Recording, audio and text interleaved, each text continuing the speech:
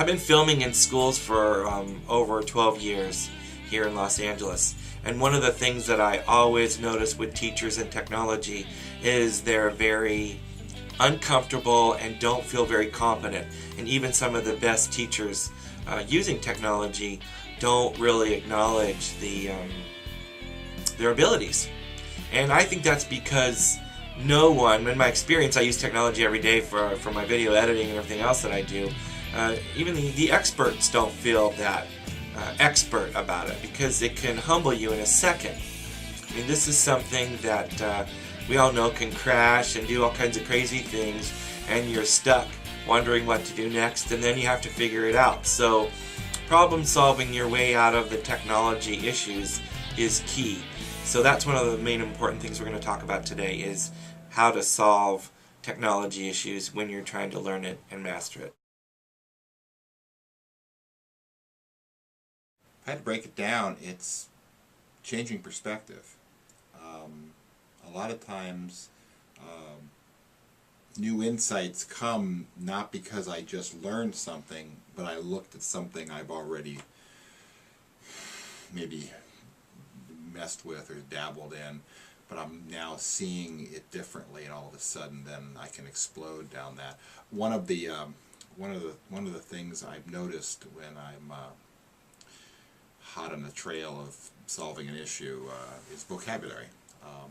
I don't necessarily understand the terminology I need. You know, search tools are great, but if I don't understand the language that people are using when they're describing their solutions to a problem, and I'm looking for something similar to work with, many times I'm frustrated, because as I'm looking, I have to figure out, now, what would somebody who has this problem, how would they describe it so that I could, you know, find the answer to that.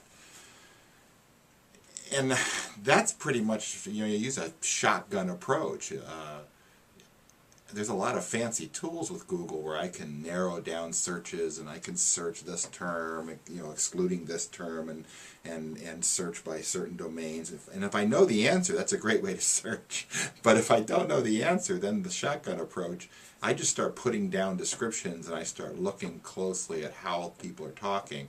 And when I see another terminology that looks like a better way to describe it attached to what I use, then I'll start searching that one, and then I'll realize learning something new, and I'll start searching that one. I mean, for instance, today I had a very unique problem this morning as I checked my AT&T iPhone bill. And since AT&T is now changing the way they're doing data charges, they're taking off the unlimited, which is really 5 gigs. And they're going to now charge you for the high-end bill is going to be cheaper by $5, $25 a month. And you get 2 gigs. But if you go over, it's just it's $10 for every, every gig. And I go, that's interesting. I wonder how much data I use, because with the 5 gig, the quote-unquote unlimited that AT&T had,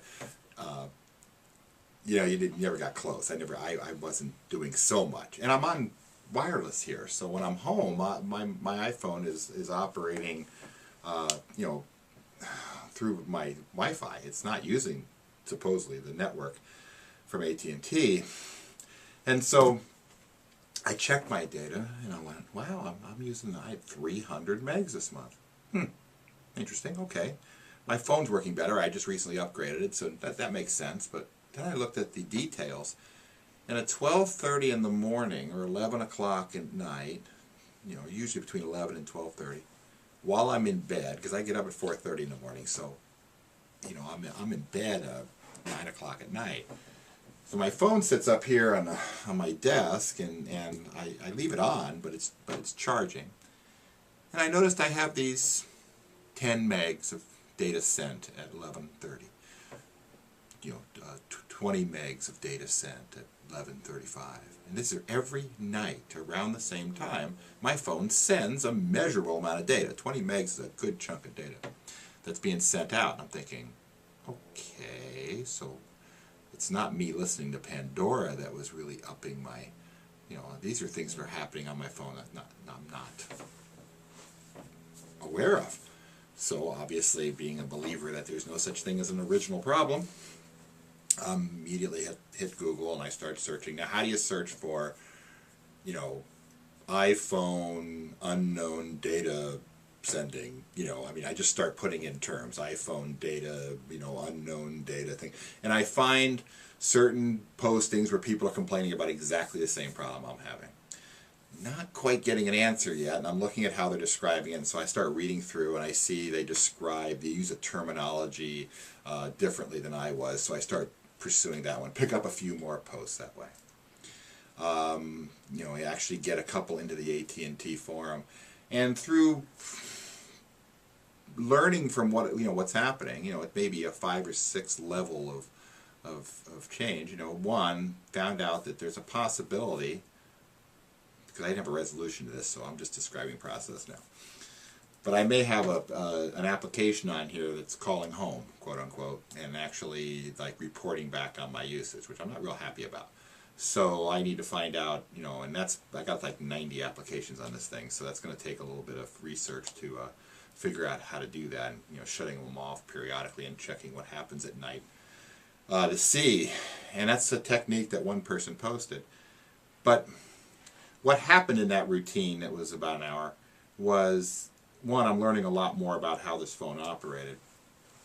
Two, I'm now parking something I need to maybe work on.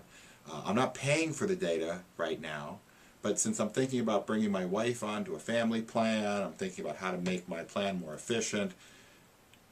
That could turn into a charge. I really need to learn about that. So I've done some work on that, made a couple bookmarks, and I'll probably, what'll happen down the road is, and this happens a lot, it literally is mentally parked. It's not critical I solve it right now. I did enough research to keep me satisfied, and then it sits there. And then maybe a month from now, which will get, be closer to when I really need to figure out what's going on, I will be reading something maybe even unrelated, or somebody will make a reference to it, or I'll read something in a blog that talks about, iPhone applications, and it may talk about this particular, something, a program or an application that was caught writing code that does this or something, and immediately it triggers, wow, that was something I did before, and make the connection, and maybe that way solve the problem. So it also goes with the comfort level of just knowing that sometimes just becoming familiar with what's going on and not necessarily solving the problem yet is still useful. And so I do that a lot. There's a lot of techniques and things I use. In fact, something I'll show you later this morning, just working on online learning solutions, where my solutions to doing what I did this weekend, creating 4 prototype courses, utilized resources I learned 2 years ago, or techniques I developed a year ago. But I never put them together. I never had the perspective of how to put that together in a certain way. And all of a sudden it all came together for me through some of my reading and study, and then I couldn't stop myself, and then I was able to build a variety of different, what I consider better ways of approaching online learning with real coursework. That wouldn't have happened if I didn't have that metal file cabinet. So to put that in, and of course the computer becomes an extension because I have many bookmarks. I mean, my bookmarks are now on my bar here, so I have multi-treed bookmarks for instance. There's like 5 or 6 separate folders for just Moodle, and anything that I want to make sure I can get back to, I would categorize here so that if I see something on Moodle design, I may remember that I did something, I read something on Michael Penny's blog that talked about that very thing. Well, here I have Michael Penny's blog bookmarked in Moodle design on my bookmarks, and I can go in and see what he's doing right now and go back and look at what he was doing. So maybe the time I saw it, I thought it was important, but I couldn't see why. And now, in reference to my perspective today, now his stuff becomes very useful.